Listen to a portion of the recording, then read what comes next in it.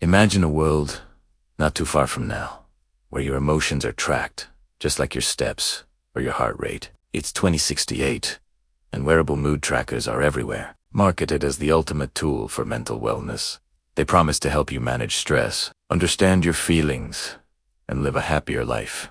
People loved them. It felt like we had finally decoded the human heart. But then, something strange started happening. Analysts, poring over oceans of emotional data, noticed bizarre, synchronized patterns. Across entire cities, thousands of people would feel a sudden, unexplainable burst of confidence right before making a big purchase.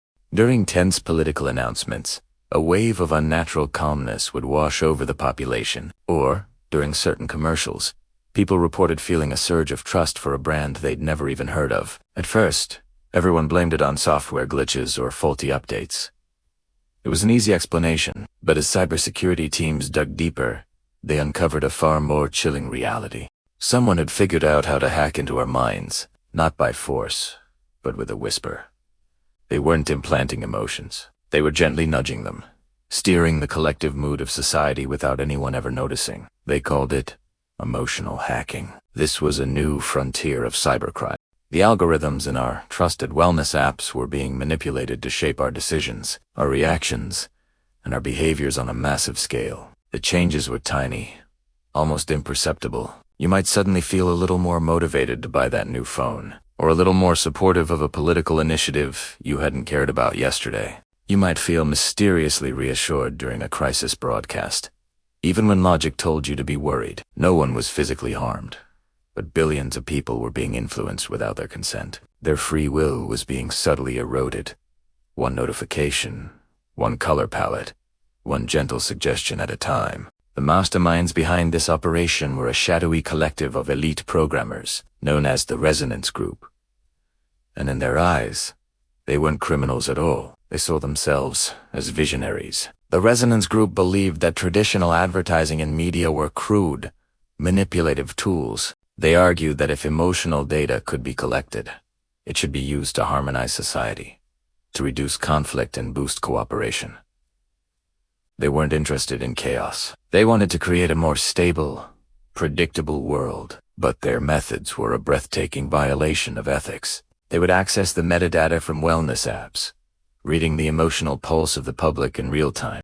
Then, they would gently push that pulse in directions that benefited their clients' political campaigns and powerful private interests who were willing to pay a fortune to subtly shape public opinion. Their code was a work of genius, and that's what made it so terrifying. It didn't inject new emotions. Instead, it predicted what you were already likely to feel and then amplified it. For example, if the system detected a hint of anxiety, it might change the notification tones on your device to a slightly more jarring frequency. If it sensed you were feeling optimistic, your app's interface might shift to brighter, more encouraging colors. You wouldn't suddenly feel joy or fear out of nowhere. You would simply react more strongly to the world around you, never questioning why.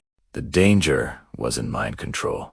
It was invisible influence. It was like someone was secretly adjusting the emotional background music of your life. The investigation took an even darker turn when analysts discovered the system could also do the opposite. It could suppress emotional spikes, making people feel more indifferent or less reactive during critical moments. Imagine a national scandal breaking, but the public outrage is mysteriously muted, or a groundbreaking discovery is announced, but the collective excitement is strangely flat. The system didn't make people emotionless. It just turned down the volume just enough to shift the outcome of history. When authorities finally cornered a member of the Resonance Group, their defense was startling. They argued that governments and corporations had been trying to persuade us emotionally for centuries, through propaganda, marketing, and media. All they had done, they claimed, was use modern technology to do it more precisely, more efficiently. But a critical line had been crossed, influencing our choices without any transparency, turning our own emotions against us. An international task force was launched to dismantle the network, but the Resonance Group was always one step ahead. They dissolved into the darkest corners of the encrypted web, leaving behind only digital ghosts and fragments of their powerful algorithms. The world had to act fast.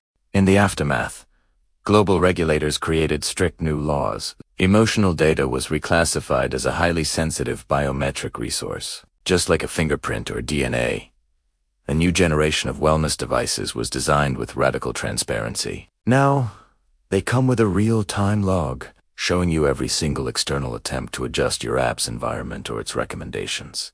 A digital shield for your soul. The era of emotional hacking taught us a profound lesson. Technology can be a powerful tool to support our well-being, but it must never be used to guide society from behind a curtain. The greatest threat wasn't that someone could change how we feel. It was that they could change how we react, without us ever realizing why. That invisible, subtle shift remains one of the most powerful and dangerous tools ever created in the digital age. It serves as a permanent reminder that the last frontier of privacy isn't our data. It's our own feelings. Thanks for watching. If this story made you think, hit that like button and subscribe for more explorations into the future we're building. One line of code at a time. Stay curious and stay aware.